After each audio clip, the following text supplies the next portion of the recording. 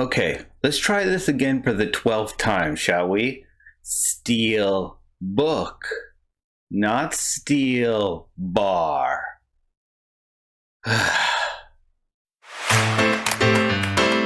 Hello everyone and welcome to my movie shelf. Today I'll be doing something a little bit different and ranking my entire Steelbook collection 39 through 1.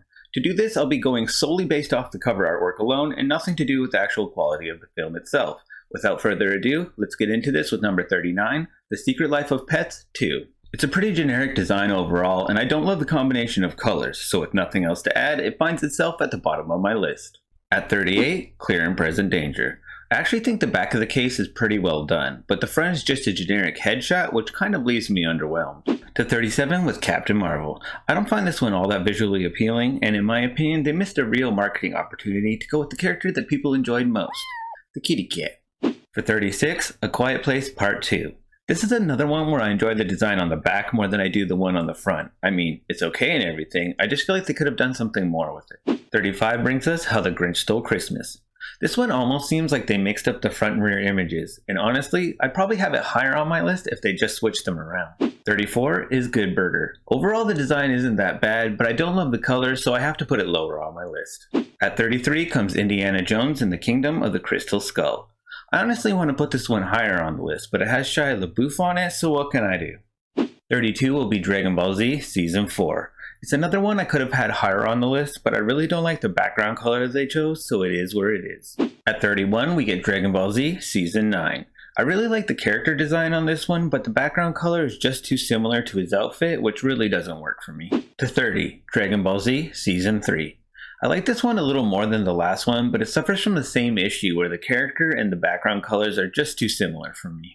29 holds X-Men Dark Phoenix. I like the way the fire looks on the matte black case, but the overall design is just okay in my opinion. For 28, Indiana Jones and the Last Crusade. It's a pretty well done design, but I just don't love the layout as much as some of the other ones.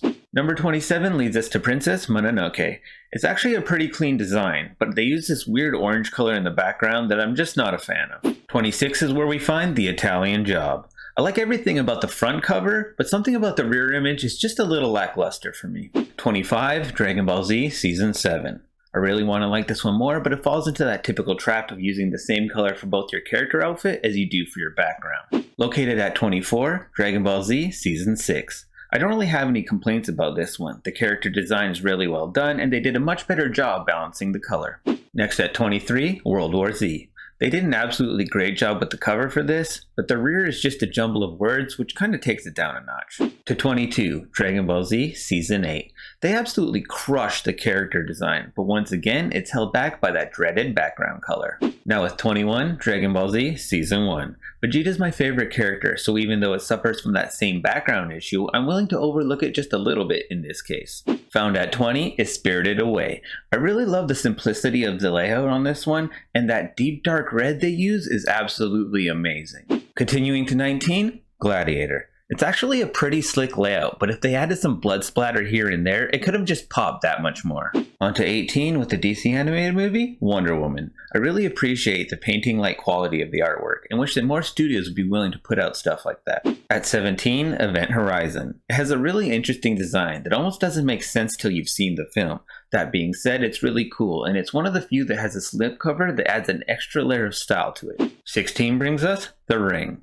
I have no complaints about this one. From the front to the back to the slipcover, everything's what you want it to be, so job well done. Proceeding to 15, Indiana Jones and the Temple of Doom. I really love the artwork on the cover, but this is another case where they could have done more with the image on the back. 14 will be Indiana Jones, Raiders of the Lost Ark.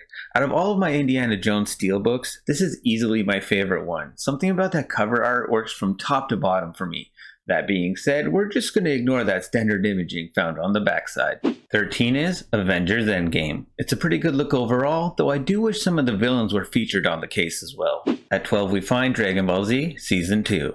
I'm going to say the same thing I say about all the DBZ cases. The character design is great, but the character and the background color matching is kind of an issue for me. To 11 with Dragon Ball Z Season 5. This is easily my favorite of all their cases, and yes, it does suffer from that same color balancing issue, but I think in this regard, it's handled a little better. But before we get to my top 10, you know the YouTube deal. Like and subscribe if you enjoyed it, but let me know in the comments what you thought of some of these covers. Starting out my top 10, Sonic 2. It's based after the Sonic 2 video game case, and it's basically perfect, so there's really not anything else to say about it. 9. Catch Me If You Can. I really like the cartoon art style they use for this, and they do a good job of utilizing both sides of the cover.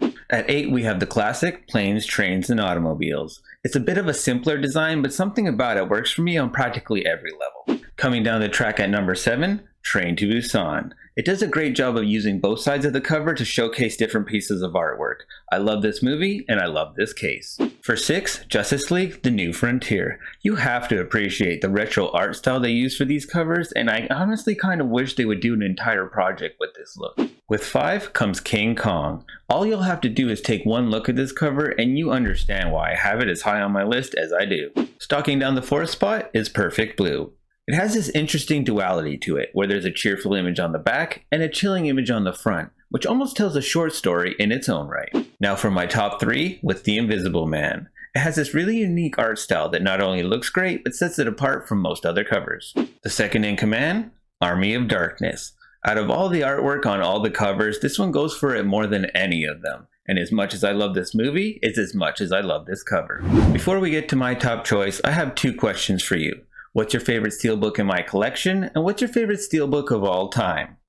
And now for number 1. With my top pick being Transformers the movie. It's basically perfect, from the use of good and evil, to the color balancing, to the overall layout. They pretty much knocked this one out of the park on every level.